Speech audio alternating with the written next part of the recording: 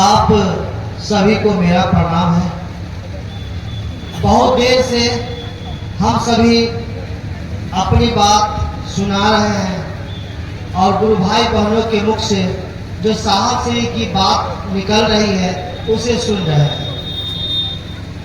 अभी बात हो रही है अपने गुरु शिव की।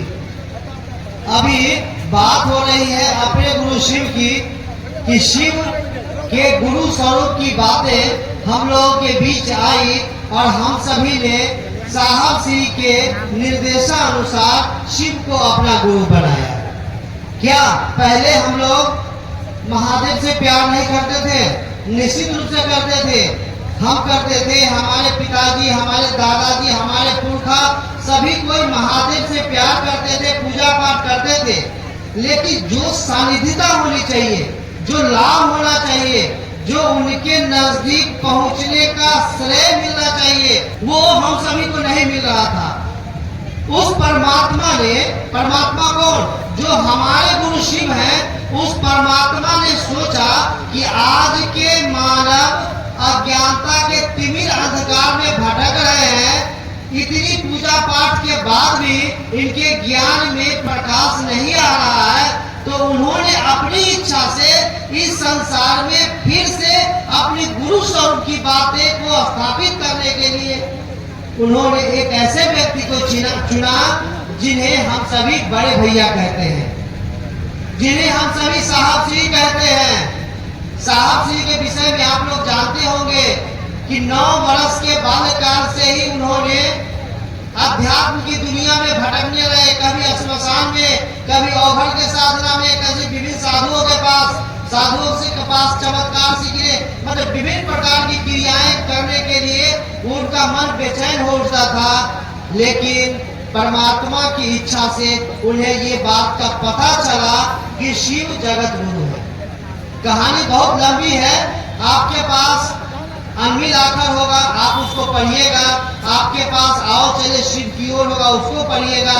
आपके पास एक छोटी सी पुस्तक, जो प्रथम पुस्तक है, जो 1990 में साहब श्री लोगों को कहने पर कि शिव गुरु की बात आप जो बता रहे हैं, वो लोग जाकर के कुछ अलग अलग कह रहे हैं।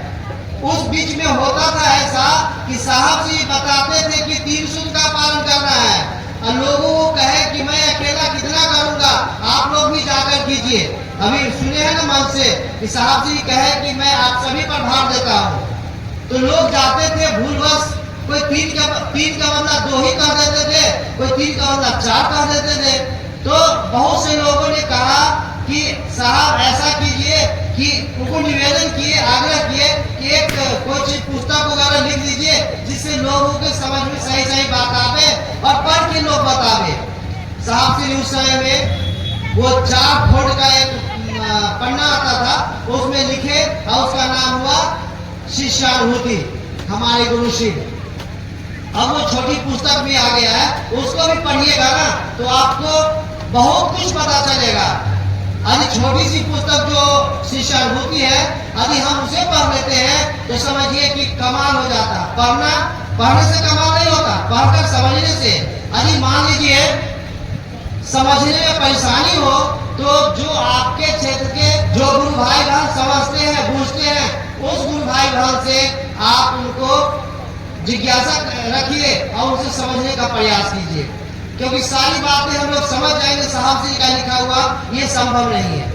तो ये 3 पुस्तक जो साहब श्री लिखे, इस तीनों पुस्तक को हम सभी को पढ़ना चाहिए। और साहब श्री जब शिव को गुरु माने तो सर्वप्रथम दीदी माँ को कहे, और दीदी माँ बड़ी खुश हुई और खुश होने के बाद उन्होंने प्रसाद मंगाकर महादेव को चढ़ाए। और साहब श्री उसके बाद जो है ना मधेपुरा में थे तो लोगों को कहना प्रारंभ किए, क्योंकि उनकी शिक्षा उसी शहर से शुरू हुई थी। और बाल्यकाल में जो उनके साथ श्मशान जाते थे उनको बुलाए और कहे कि जब आप लोग जो अभी तक श्मशान जाते हैं क्या? साहब बोले कि हाँ मैं जाता हूँ। तो आइए शिव को गुरु मान लीजिए। तो लोग कहे कि भाई साहब शिव तो गुरु है ही। साहब को आश्चर्य हुआ कि जब शिव को गुरु है इनको कैसे पता चला? क्योंकि मैंने तो इस बात को केवल नीलम दीदी को कहा है, वो अपनी पत्नी को कहे तो और को कैसे पता चल गया? तो लोगों ने कहा कि शास्त्रों में लिखा हुआ है कि शिव जगत गुरु है। साहब श्री कल होकर के शास्त्र मंगवाए और देखे तो पाए कि शिव गुरु की बात वहां की गई है। लेकिन शिव गुरु की बात की गई है तो इसका फायदा तो लोगों को उठ नहीं रहा था। मान लीजिए कहीं 10 बोरा चावल रखा हुआ है और भात बनाकर खाने का तरीका नहीं पता है तो लोग तो भूखे ही रहेंगे ना। तो वही बात हुई कि शिव गुरु की बात तो लिखी हुई है शास्त्रों में, लेकिन किसी ने बताया नहीं था कि शिव को गुरु मानकर परिणाम कैसे पाया जाएगा। और साहब श्री ने शुरू किया।